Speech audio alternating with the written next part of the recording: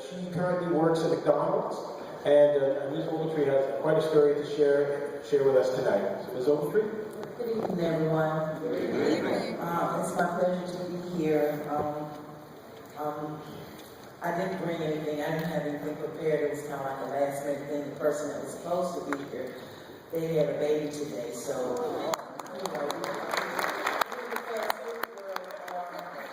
real excited about having a new mouth to feed. So they asked Miss Connie to step in, and that's what Miss Connie does. Wherever I'm needed, that's where I like to go. I'm very happy to be on this panel. I've enjoyed listening to all of the speakers, and I'm going to tell my story of how when I was 15 years old, my mother got me my first job. It was at a Dairy Queen. And I was making $2.25 an hour. Well, at that time, I had people in my family that were in unions. I heard of union talk. And I, was 15 years old, so that didn't really mean a lot to me. But I didn't know how powerful that message that was resonating around our house in different conversations at different tables or functions that our family had. I didn't know how powerful that was. You gotta go to the union meeting. I gotta go to the union picnic. Do you want to come to the union function? And like I said, it didn't mean much to me until about 3 years later when I graduated high school and I got one of my first jobs in the real world. This guy walked up to me and he said, "Do you want to join the union?" And I said, "Well, what does the union do?" And he began to tell me what all the union did, how it protected the workers' rights, how if you needed to have something done, they would get it done, and if you weren't being treated fairly, they would make sure that you were treated fairly. And he said, "Well, it'll cost you $1 a day." Well, I was making about $6 at the time at Atlanta Journal-Constitution. This was back in 1976. So I was like, $1, that's nothing. I'll give y'all $1 a day for representation. And I want you to know that that dollar that I paid them guys every day, I saw it work so hard. I mean, I saw people lose jobs, I saw people being treated unfairly and got treated fairly simply because the union guy, I'll never forget this man, his name was Mr. Jackson. He would walk around with this little apron and he had a little notepad and he would just take notes. If you came up to him and said something, you had a complaint or what have you, he got things done, in other words. Now, fast forward after I got married and my husband and I moved to Columbus, Mississippi for me to follow him in his Air Force career. Well, when we moved back to Georgia after that was all over, I found myself in need of a job. Well, with the education that I had, I went to work for a temp agency. Those people paid me well. I had no idea what the minimum wage was at that time because I was still making good money. So, to make a long story short, here in the last few years, I found myself in need of a job again because while I was married, I would work off and on. And the last 2 years, I found myself in need of a job, and I couldn't get a job that I was skilled at doing. I have some formal education, and I started working at McDonald's in Dunwoody, Georgia. I want you to know that the good people in Dunwoody leave me tips because of my customer service. I pride myself in doing a good job no matter what it is. The service workers, I used to say all the time, if you're going to be a garbage picker-upper, be the best garbage picker-upper you can have. Now, throughout my life, I've known other people who've had union representation. My very best friend, her parents were Teamsters. My brother's wife and my sister are both retired postal employees.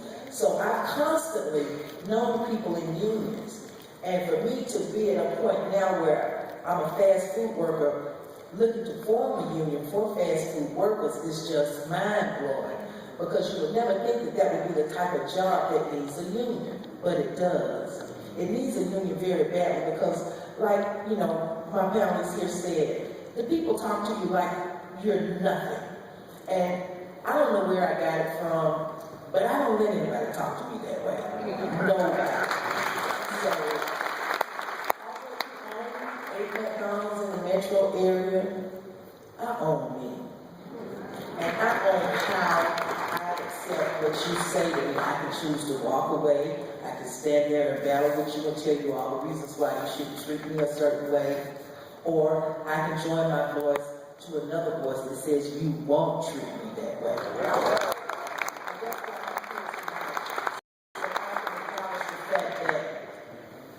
Fast food workers, I don't know if you all are aware, but we did a global strike last Thursday, all over the world. I was so proud of some of the people who were making, and they work for McDonald's.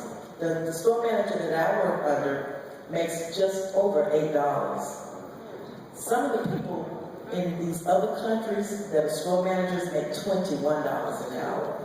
And they work for the same corporation. They just work outside of the U.S. And I don't think that's fair in any way.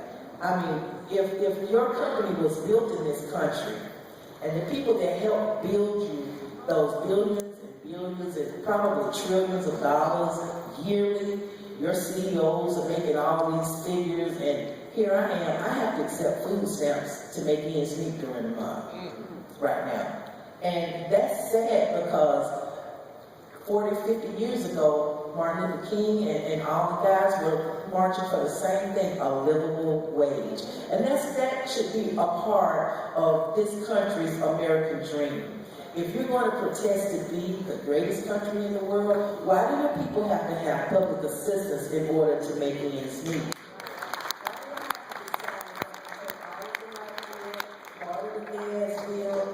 Do I need a ride to work? I'm sorry, that's my time and my 7 minutes. I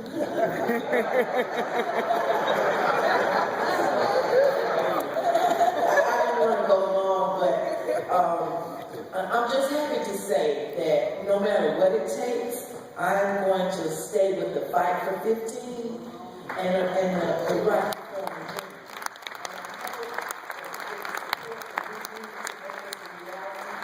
as soon as possible because it's something that is really needed.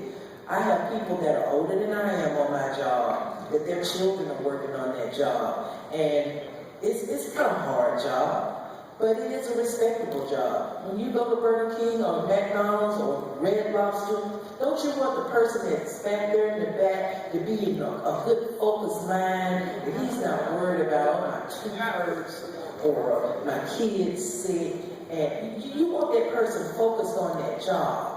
Because there's certain things that go on in a fast food restaurant that a lot of people don't know about. You know what I'm saying?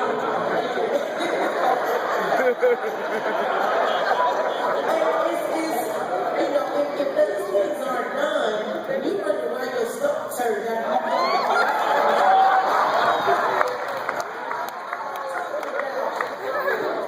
What I'm really saying is there are rules that the corporation sets, period, for each particular restaurant, whether it's a franchise or corporate a corporate store.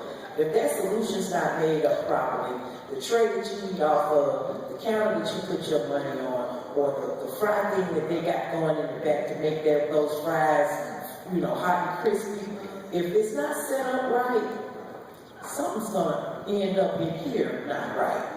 And you don't want somebody that, I forgot because I was thinking about the baby, or I forgot because my teeth hurt, or my legs hurt. I told my manager today, I'm ready to go home. My feet hurt, my hips hurt. I didn't bring my medicine with me. The reason I didn't bring it because I didn't get paid last because I took off for the strike.